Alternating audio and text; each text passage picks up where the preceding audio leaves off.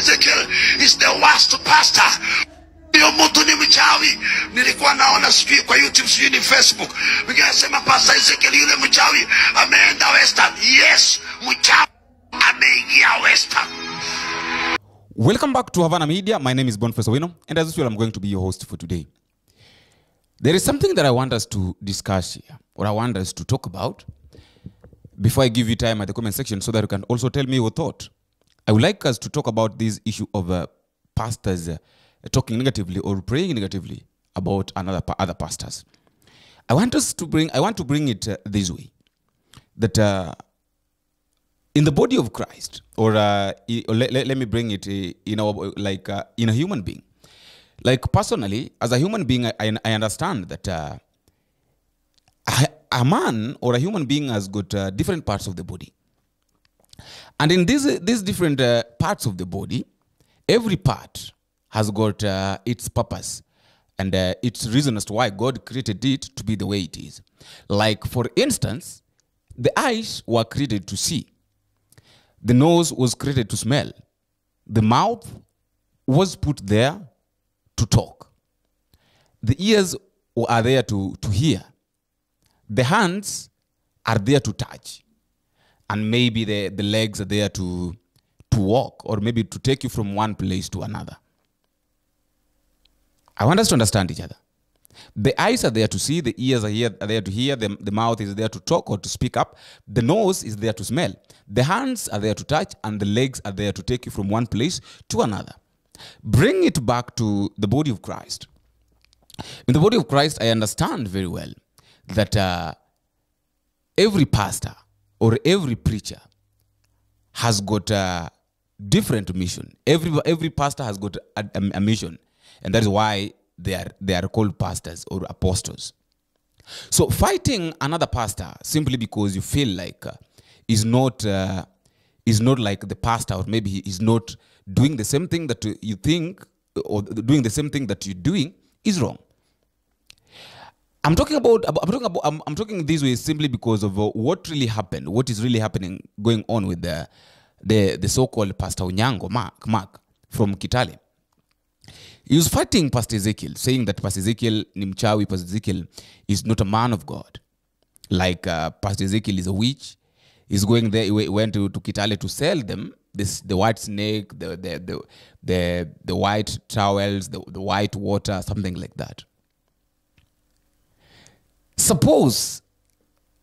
Okay, let's see it this way. Suppose you are left now, or maybe suppose now you are given authority, or maybe you have got that power to do the crusade in that place for over and over again, like every now and then, days by days. Will you be allowed to? Will you be able to accommodate all these people? Like, will you be able to give them what they need? Like, for instance, I was listening to after crusade, I was listening to the testimonies of people, like the way they were saying that after Pastor Ezekiel came here, he prayed for me, I was healed, something like that. All these things happened. So my question is this: suppose Pastor Ezekiel did not go to Kitale, could these people be saved, or could these people maybe be delivered from what they were passing through or what they were going through? Oh, your work is just, I'm not fighting anybody. Let me just be clear. I'm not fighting. I'm just trying to explain that in the body of Christ, pastors have got different roles to play in human being, in Christianity. Like, just the way Apostle NGANGA have said it. I love the way Apostle NGANGA have said it. He have said it very well. He has indicated it very well. That just like doctors, there is a doctor. Doctors are learners. Like, they went through the school, the medical school. But now after the medical school, there is someone who went through surgery. There is someone who went through pharmacy. There is someone who understands, like, the bones, something like that. So it means that in as much as we are all doctors, but I specialize in this. In as much as we are pastors, I'm gifted in doing deliverance. In as much as I'm a preacher, I'm a pastor, I'm gifted in praying for people to get to. You're a pastor. You can prophesy. In as much as you can prophesy, don't think that the way you can prophesy and you claim that your prophecies come to pass. In the same way another pastor can prophesy and you expect him to be on the same road, on the same boat, sing on the same boat as you can. That is what I want us to understand. That there is no need of fighting another person simply because he's not doing what you do, but you want him or you want her to do what you do. Everybody has got different size shoes size. So you can't force someone to wear the same shoes that you're wearing, yet the number is different. On that note, I want you to play, there is this thing that Apostle NGANGA have said it, and I really love the way he has said it. Mind your own business. Nimeona mhubiri moja ako hapo, sijui ni Kitale. Sijui kama ni kichwa yake baya. Sijui kama ni wasimu gani. Sijui Ezekiel. Si ugoji amalize wewe upeleke yako wiki nyingine. Sasa why pilipili na asali, nyuki na inzi? Why are you fighting? Why unapoteza muda wako? Naona unavuja viti ati unaskata shetani. Sasa shetani ni wewe ama ni nani sasa? Sometimes in your be upcoming, stop your nonsense. Mind your own business. Mimi yangu ni hiyo tu. Unipende usinipende, I will preach myself. Ile nimepewa. Sababu kuna punda, kuna simba, kuna ngamia, kuna twiga, kuna kondoo, kuna mbuzi, kuna kuku, kuna sungura. Why do you want to be, unataka watu wote wakue kama wewe vipi? Ni kipawa chake amekuja nazo. Sasa goja kama Ezekiel ni mbaya ama mimi Pastor NGANGA. Nikimaliza hiyo crusade hapo, peleka yako hapo. Sasa unaharibu watu, unasema sijui ni shetani, sijui nani ni shetani. Sasa wewe Mungu, hata hujafika Nairobi uko Kitale. Hata hujafika Mombasa ujione uko Kitale tu, Mungu anataka Kitale. Hata siaweka Nairobi. Mara wasema Majuru, mara wasema Pastor NGANGA, mara wasema Ezekiel. Sisi tuko Nairobi. Sasa hivi niko Marekani. Sasa hiyo ni kuchafua kesho yako. Hiyo unafanya ni kuharibu. The devil is using you. Shetani anakutumia wewe kupotosha watu. Sababu madaktari wote wanafanya kazi pamoja. Daktari ukienda unaumwa na kichwa na kuambia wacha nikulify kwa specialist. Wote wanafanya kazi pamoja. Wamesomea mwili pamoja. Huyu ni wa roho, huyu ni wa kichwa, huyu ni wa macho. There is no need of fighting another fellow pastor. That, like, for example, let me say it, like, okay, for me right now, let me say that there is no need of me fighting maybe against maybe fighting another person, another media platform. There's no need. There is something that we fail to understand. That there is something, if I watch, maybe I'm watching maybe another media, people like Victoria Rubadiri, I'm listening to all those guys, I'm listening to Jeff Koinange. You know, there is no need of me maybe talking negatively about what they are doing.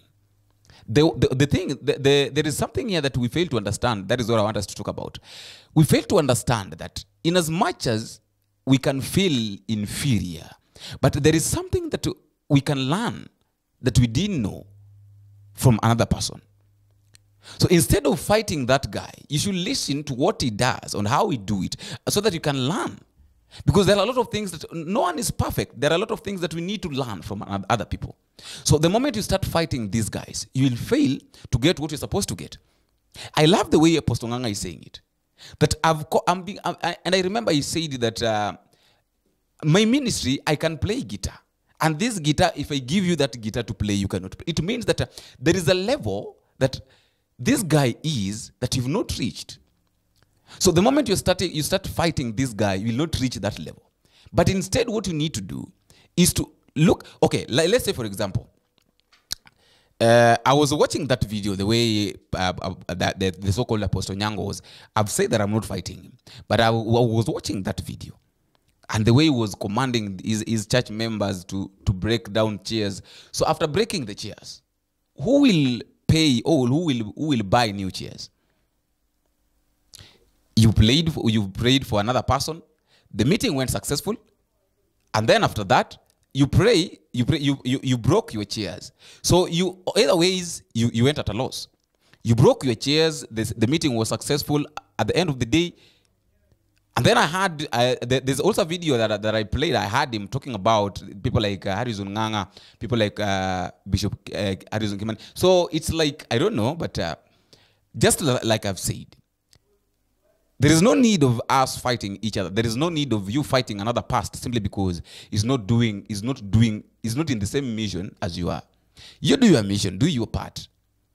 And I've come to realize that most of these pastors, most of them, instead of even reading the Bible and teaching us, because what we need, our desire, we are thirsty of the word. We are not thirsty of the quarrel. We are not thirsty of pastors fighting each other. We are thirsty of the word. We need the word. We are in a generation that this generation needs a word.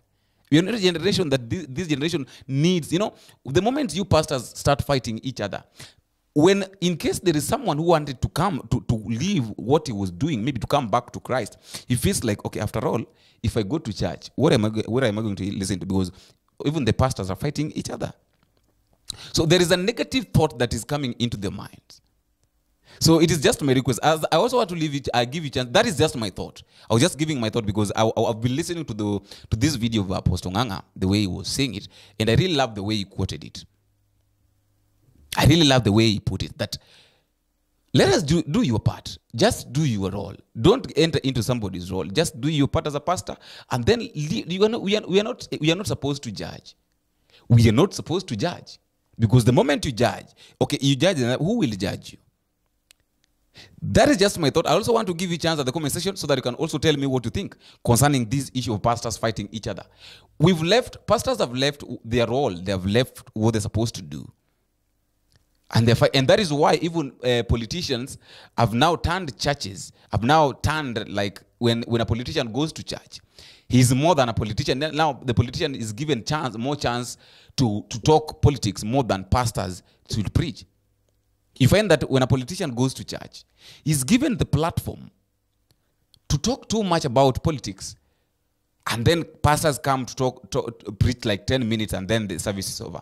So it means that people don't go to church because they want God, but they go to church simply because they want to listen to what the politicians are saying. I just want to give you a chance in the comment section so that you can also tell me your thought. That is just my thought. That is just my and I thought, like, maybe we should talk about this. We should share our views so that we can know where the problem comes from and how these things can be handled, because we are in a very bad generation, by the way. I've heard it's called generation, the Gen Z. This Gen Z is very bad. So when pastors are fighting each other, and this Gen Z continues doing what it's doing, continue manipulating each other, we are going to find ourselves in a very bad situation. In the next video, if it is possible. But just a reminder, if it is the first time that we're meeting, please take a minute, go to down there, subscribe area, click the subscribe button. You also like, and also you can also share this video, because as it stands right now, there are a lot of people who need to hear things like this. We need to discuss, we need to talk much, we need to exchange our ideas so that you can know exactly where we are. Until we meet again, I've been your host, Boniface. Bye-bye.